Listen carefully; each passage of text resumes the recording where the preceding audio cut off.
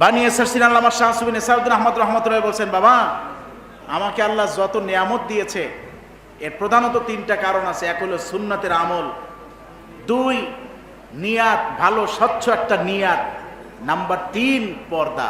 জোরে কন্যা সুবহানাল্লাহ। যে আমল সুন্দর হয় রসুলের তরিকায়। কার তরিকায়? সবাই বলেন না। রসুল পাক সাল্লাল্লাহু আলাইহি ওয়াসাল্লামের তরিকায় আমল করলে আমলটা কি হয়? সুন্দর হয়। নবীজির নিয়ম ছাড়া, নবীজির নিয়মের বাহিরে যদি কোনো আমল করা হয় সেই আমলটা সুন্দর হয় না। এখন আপনাকে আমাকে সব আমল করতে হবে আমার রসুলের তরিকায়, যে তিনি কোন নিয়মে করেছেন, কোন নিয়মে তিনি করেছেন, কিভাবে করেছেন, সেই দিকে খেয়াল করতে হবে। স্যাম্পল অজু করা। অজু করা কি? কি কথা হয় না? অজু করা কি? অজু করা ফরজ আছে, অজু করা ওয়াজিব আছে, অজু করা সুন্নাত আছে, অজু করা মুস্তাহাব আছে। অজু করা ফরজ নামাজের জন্য। ইদা কুমতুম ইলাস সালাতি ফাগসিলু উজুহাকুম ওয়া আইদিয়াকুম ইলাল মারাফিক ওয়ামসাহু বিরুউসিকুম ওয়া আরজুলাকুম ইলাল কাবাইন। যে অজু যখন করবা, নামাজের ইচ্ছা যখন করবা, তখন অজু করতে হবে, ফরজ। যখন আমি কোরআন শরীফ স্পর্শ করতে যাব, লা ইয়ামাসসুহু ইল্লাল মুতাহহারুন, অপবিত্র অবস্থায় কোরআন স্পর্শ করা যাবে না, ওয়াজিব। ওয়াজিব। আর সুন্নত, মসজিদে প্রবেশের সময়, দুরূদ শরীফ আদায় করার সময়, ভালো আমল করার সময় অজু করাটা কি? সুন্নত। সব সময় পাক পবিত্র থাকার নিয়তে অজু করা মুস্তাহাব। তাহলে একই অজু ফরজ হইল, ওয়াজিব হইল, সুন্নত হইল, মুস্তাহাব হইল। কি কথা বলেন? ঠিক না বে ঠিক? অজু তো এক। অজু কি? তা ফরজ আছে, ওয়াজিব আছে, সুন্নত আছে, মুস্তাহাবও আছে। এখন এই অজু করার একটা কাইফিয়াত, একটা তারতিব আছে না নাই? কোন পদ্ধতিতে অজু করব, কোন পদ্ধতিতে করব? অজু করার ফরজ, চারটা ফরজ আছে। হাত, মুখ, পা ধোয়া, মাথার আংশিক মাসায় করা। এখন এইটা আমি যদি প্রথমে পা ধুই, এরপরে যদি আমি চেহারা ধুই, এরপর আমি হাত ধুইলাম, পরে আমি মাথা মাসায় করলাম, কি কথা বুঝেন নাই? অজুর ফরজগুলো তো আমার আদায় হয়ে গেছে, কিন্তু অজুটা সুন্দর হয় নাই। কেন? অজুটা যে করছি এর কাইফিয়াতটা ঠিক হয় নাই, পদ্ধতি ঠিক হয় নাই। কি কথা বুঝেন নাই? তাহলে এটা করতে হবে কার তরিকায়?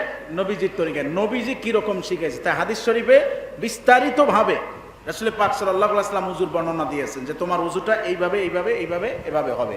শুরু হবে হাত ধোয়া থেকে, কুলি করা দিয়া, এরপরে এইভাবে এইভাবে গোসল একেবারে শেষ পর্যন্ত। তাহলে ওই অজুটা যখনই আমি ওই পদ্ধতিতে করব, তখন আমার অজুটা সুন্দর হবে। তাহলে যে কতগুলো কথা বললাম, আল্লাহ চাচ্ছেন আইয়ুকুম আহসানু আমালা, আপনার আমার আমল সুন্দর। এখন আমল সুন্দর হওয়ার জন্য এক নম্বরে কি বললাম? সহি নিয়াত। কি নিয়াত? সবাই বল না, কি নিয়াত? দুই নম্বরে কি? হুজুরি কলব। দুই নম্বরে কি? হুজুরি কলব। তিন নম্বরে কি? সুন্নত তরিকা। তিন নম্বরে কি? সুন্নত তরিকা। চার নম্বরে হইল হালালের উপরে মানে বেশি গুরুত্ব আরোপ করা। কিসের উপরে? হালালের উপরে। হালালের উপরে। কারণ ইবাদতের 10 ভাগের 9 ভাগ হলো হালালে। ইবাদতের 10 ভাগের, তাহলে আর বাকি রয়েছে কি বলেন? সবই তো ওইদিকে গেছে। আমি নামাজ পড়লাম, স্যাম্পল মনে করেন নামাজে দাঁড়াইলাম, আমার সব ঠিক আছে, বলকে আমার পোশাকটা নাপাক। আচ্ছা বলেন তো দেখি, নামাজ কি আর হইবে? কি নামাজ আর আছে? নামাজই তো নেই। এই এতক্ষণ পর্যন্ত যত কষ্ট করলাম সব আমার জলে, কারণ আমার পোশাক কি নাই? ঠিক নাই, পবিত্র নাই। এই জন্য হালালের দিকে বেশি গুরুত্ব আরোপ করা। হালাল। এখন এই হালাল জিনিসটা, এটা অর্জিত হয় দুই ভাবে। কয়ভাবে? কি জোরে কর না ভাই? দুই ভাবে অর্জিত হবে হালাল। একটা হলো আমার ব্যবহারিক যে বিষয়গুলো, আমি যা কিছু ব্যবহার করি, আর দ্বিতীয়টা হলো আমি যা কিছু ভক্ষণ করি। একটা হলো ব্যবহার করি, আর একটা কি? ভক্ষণ করি, খাই। ব্যবহার করি পোশাক আদি, ব্যবহার করি ঘর বাড়ি, ব্যবহার করি অন্যান্য যা আছে সেগুলো।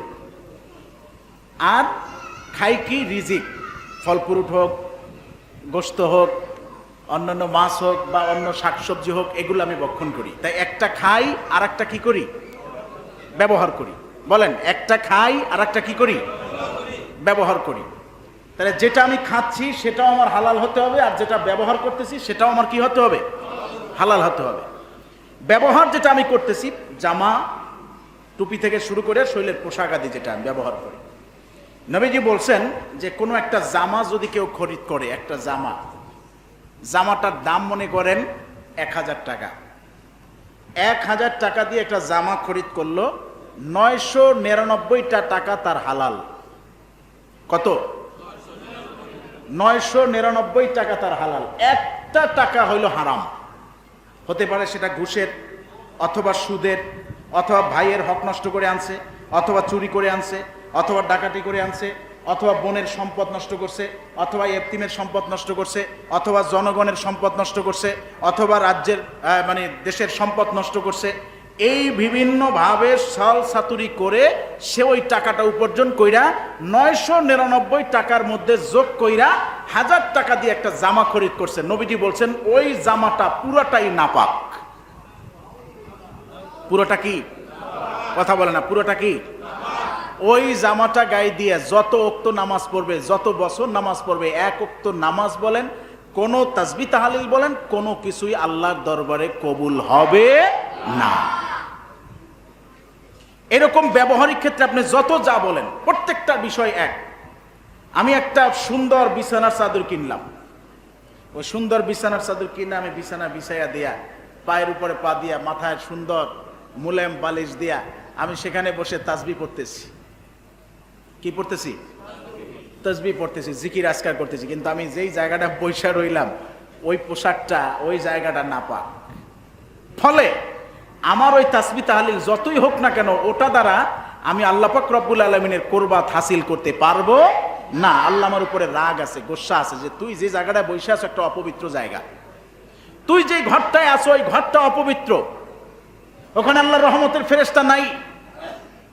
তুমি যে গাড়িটা ব্যবহার করতেছো ওটা সুদের টাকা, ওই গাড়ির ভিতরে রহমত নাই।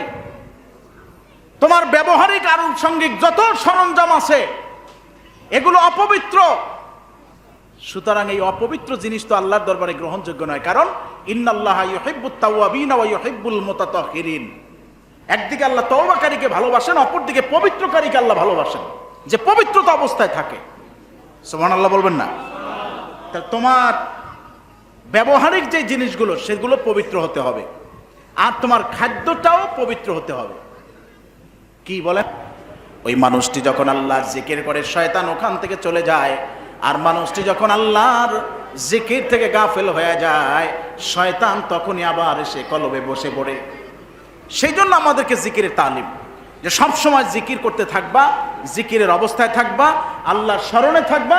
তোমার দিলে কখনো শয়তান বসতে পারবে না, তোমাকে খারাপ কোনো পরামর্শ দেওয়ার সুযোগও সে পাবে না। এই জন্য জিকিরের বেশি বেশি জিকিরের প্রতি আমাদেরকে উৎসাহিত করেন। আর জিকির করার নির্দেশ কার? একটু জোরে কর না, কার? আল্লাহ। আর একটা আমল হলো দুরূদ শরীফ। আর একটা আমল কি? দুরূদ শরীফ। যত বেশি দুরূদ পড়বে রাসূলের উপরে তত বেশি মহব্বত বাড়বে। রাসূল পাক সাল্লাল্লাহু আলাইহি ওয়াসাল্লামের সাথে যত বেশি মহব্বত বাড়বে, সুন্নতের প্রতি মানুষ তত বেশি আকৃষ্ট হবে। আর নবীজি বলছেন, মান আহাব্বা সুন্নতি ফাকাদ আহাব্বানি ওয়া মান আহাব্বানি কানা মাইয়া ফিল জান্নাহ। যে সুন্নতকে ভালোবাসলো সে আমি নবীকে ভালোবাসলো, আর যে আমি নবীকে ভালোবাসলো সে আমার সাথেই জান্নাতে যাবে। জোরে বলেন না সুবহানাল্লাহ। আমরা কি নবীর সাথে জান্নাতে যাইতে চাই কি চাই না? কে কে চাই? কে কে চাই? নারায়ে তাকবীর, নারায়ে তাকবীর। তাহলে সুন্নত আমাদের ধরতে হবে। এই জন্যই সারসিনা দরবার শরীফের একটা নাম হলো দারুস সুন্নাত, সুন্নতের ঘর। বানিয়ে সারসিনা আল্লামা শাহ সুবি নেসাউদ্দিন আহমদ রহমতুল্লাহ বলছেন, বাবা আমাকে আল্লাহ যত নিয়ামত দিয়েছে এর প্রধানত 3টা কারণ আছে। এক হলো সুন্নতের আমল, 2 নিয়াত, ভালো স্বচ্ছ একটা নিয়াত, নাম্বার 3 পর্দা। জোরে কন্যা সুবহানাল্লাহ। পর্দা, ভালো নিয়াত, সুন্নতের আমল থাকার কারণে আল্লাহ আমাকে এত সব নিয়ামত দান করছেন। অতএব বাবাজিরা বুঝতে হবে বর্তমান জমানায় সুন্নত বিদায়ের পথে কোনো মতে সারতে পারলেই মানুষ বাঁচে। কি কথা বুঝেন নাই? এখন সবাই চিন্তা করে কি কোনো মতে সাইরে গেলেই হলো, কিন্তু আল্লাহ চাচ্ছেন ভালো মতে আপনার আমার কাজটা ভালো হোক, আমলটা ভালো হোক, জিন্দিগিটা ভালো হোক, এটা আমার আল্লাহ চাচ্ছেন। অতএব কোনো মতের তালে না থেকে আমার আপনার আমলটা যেন ভালো মতে হয় সেই চিন্তা আপনার আমার দিলের ভিতরে থাকতে হবে। এজন্যই আজকের এই সারা বাংলাদেশে এই হাক্কানি আউলিয়া কেরাম পীর মাশায়েখ তাদের যে খেদমত ছড়ানো ছিটানো রয়েছে, কেন? রসুলের সুন্নতগুলোকে জমিনে জিন্দা রাখার জন্য। কারণ সুন্নত যদি কেউ বাস্তব জীবনে আমল করে তাহলে তার আমলটা খারাপ হওয়ার কথা না। সুন্নতের আমল বহু ধরনের খারাপি থেকে মানুষকে বাঁচায়া দেয়। সুবহানাল্লাহ বলবেন না? সুন্নতের আমল বহু খারাপি থেকে মানুষকে বাঁচায় দেয়।